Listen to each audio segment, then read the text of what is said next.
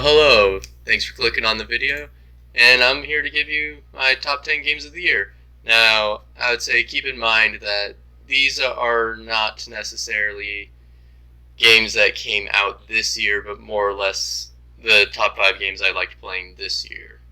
So, some of these are going to be a couple old games, or games that have been out for a little while. And on top of that, the footage is just going to sort of be, a couple of different games that I had some clips of. So I'm not going to have all the games on here, just a couple though. So let's get started though. First one is Fallout 4. When it was released like 5 years ago, I was pretty excited because this was the first Fallout game that I was actually a Fallout fan to be a part of when it first came out. But ultimately, it turned out to be a little disappointing compared to New Vegas. Even the DLCs, only 3 of them I enjoyed, and only out of those 3, there were only 2 that I wanted to come back to, Nuka World and Far Harbor, respectively. However, every once in a while, I go and I load up the game and try to, see if I can get some really cool mods in it. And for this time, I loaded up a mod that overhauled the survival mode, as well as gave some more story and weapons and armor. And it really did make it interesting. A lot more interesting than a lot of games that I played this year, actually. And it pretty much made combat to where you could die in 1 or 2 hits, and the enemy died in 1 or 2 hits. And so it made that just really fun, to me at least. It was very challenging as well, balancing my equipment and inventory to get from each settlement to settlement, because you really do need those settlements when you're playing on survival mode. Otherwise, you're going to die and then get chucked back about an hour in terms of gameplay. And nobody likes that. Speaking of nobody liking something, Cyberpunk is my number 9. Now, I knew that adding Cyberpunk as my number 9 is probably going to get people angry. It was supposed to be the chosen one to defeat all the other games out there this year, but it just became a parade of angry gamers, bugs, broken promises, and just general shenanigans. But to be honest, I enjoyed the game. Now, maybe I should, thank God that my PC, it was able to run it at a playable frame rate with decent graphics. But the game really is in a sorry state of affairs. Under all of that, under all of the scandal and anger and disappointment that people have had, and the problems with the game itself, it is truly a good game. It has a very interesting atmosphere and just environment in general. Like, for instance, the game pretty much has a multi-layered ending system where you go through the final battle and make certain choices, and then that compounds as well when you get to the epilogue. And so the game truly does shine in those moments, but it's just really sad that gets so caught up in everything else. Now, speaking of a bug-ridden game, Apex Legends. This is the next one at my number 8 slot. I still can't really even play it on my Xbox. It keeps crashing on me.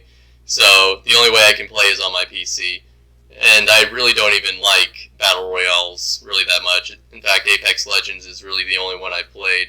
But what sucked me into it was, first of all, my friends. They're right there playing with me, as well as a comic series that tells the story, and some really interesting characters. But seriously, Respawn, you really have to fix those bugs. Number 7 spot is Call of Duty Cold War. Now, there's not a whole lot I can say about this. It is basically Call of Duty refined into a fine, snortable powder. It hits all of the generic Call of Duty spots, and I really have no issue with that. I know exactly what I'm getting into with it, and I thought it was a pretty fun game. I enjoyed how they were experimenting with creating choices. I also thought that the turret sequences were fun, and the drug sequence near the end, well, that was a really cool scene, and really, really well done. In fact, I would actually have to say that this one seems like it experiments more than any other Call of Duty game I've seen. The next one on the list is XCOM Chimera Squad. This game I didn't give a lot of love to earlier in the year because I just got really kind of ticked off at how they changed the turn system to the point where I breached reach the room of a boss fight, and then all of a sudden, I couldn't move my guys for the next 8 turns, and one of them was always dead by the time I actually could move them. So I really did hate that. But at the same time, it was really cool to see them sort of switch up the XCOM formula to where you're not military guys, you're not a resistance, but you're now a police force. And it tries to actually go with like some sort of story where all the squad mates are interacting and actually have significance instead of just being number 798 guy that is filling my squad. Too bad the squad mates can't die. It would have made it so much more interesting, and that's why it's on my number 6. Number 5 is Half-Life Alyx, and alright, this was one of the first VR titles I have ever played, and due to the frame rate drops, still have not beaten. But damn, is it fun. It's a full Half-Life game, and it really shines with the differences of how you can play now that it's VR. Ducking in cover as bullets soar overhead and peeking out of cover to take shots at civil protection. It's awesome. And the head crabs, oh man, they are actually a bit more of a problem now too. You gotta make sure you reload your guns before going into those areas, because you will be very disoriented, and at least for me, I panicked a bit when I first encountered some of the head crabs. And it's a bit disorienting as well, but once you get used to it, it's a really fun game. And my number 4 position is Among Us. And this game, it was a huge hit in some circles. The fact that you can play on the computer as well as on your phone, it just makes it so much easier at bringing us all together. And it's probably going to die in a month or 2. Let's be honest, it probably will. But this game is really fun, especially with friends, and the simplicity and the tightness of the programming are the game's strengths. If you enjoyed Trouble in Terrorist Town, you might want to check this one out. And my number 3 position is Pathfinder Kingmaker. The game, though, really is a gem. I was introduced to it by a friend who told me about it, and I just love the D&D style world and the character building system that you have, especially when it comes down to leveling up, since there's so many different options to choose from. Thought it was interesting that they could use text to depict some of the finer events so that you can have more outcomes and options, as well as also thought that their timed quest was also pretty fun as well, since you could see the end game ever rapidly approaching. It also pulls kingdom management kind of out of nowhere, which I kind of thought was cool, but I also kind of thought was a little bit annoying, since you have to be able to manage your kingdom from your capital, which makes sense, but is still kind of annoying since you have so many things that are timed. My number 2 even surprised me with Star Wars Squadrons.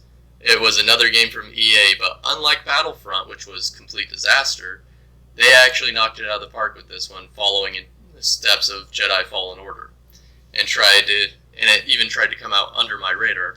Luckily, some friends brought it to my attention, and I was able to get it. It's very disorienting at times, considering it's all from the first-person perspective in a cockpit, but man, is it fun. I think what gets me most about it is the fleet battles and the single player. The single player is pretty standard for Star Wars as far as storylines go, but it's fun to check out though. It at least was mildly entertaining for me. The fleet battles are where it's at. Most of the time it puts you in an A-wing or an X-wing and has you go out and do dogfights, but in fleet battles it's where you actually get to attack capital ships, and using things like Y-wings or resupply ships are vital. It makes you think and work with your team to take out an enemy fleet. Plus, this can be done in player versus player or player versus computer, giving those like me who aren't as good at it a place to play without bringing down the competitive spirit of others. Now, my absolute favorite game of 2020 is Event Zero. This indie title reminds me a lot of the first Portal. It seems more like a proof of concept than a full game. Its unique gameplay loop, puzzles, and mystery engage me in a way that I haven't been engaged in a long time. It requires you to pay attention to even the most minute story details. If you forget, you might find yourself in trouble with the AI that you have to interact with, which just makes the game that much more interesting to me, as well as was a lot of fun to play. But I think that that's the end of the video. Have a happy new year, and bye.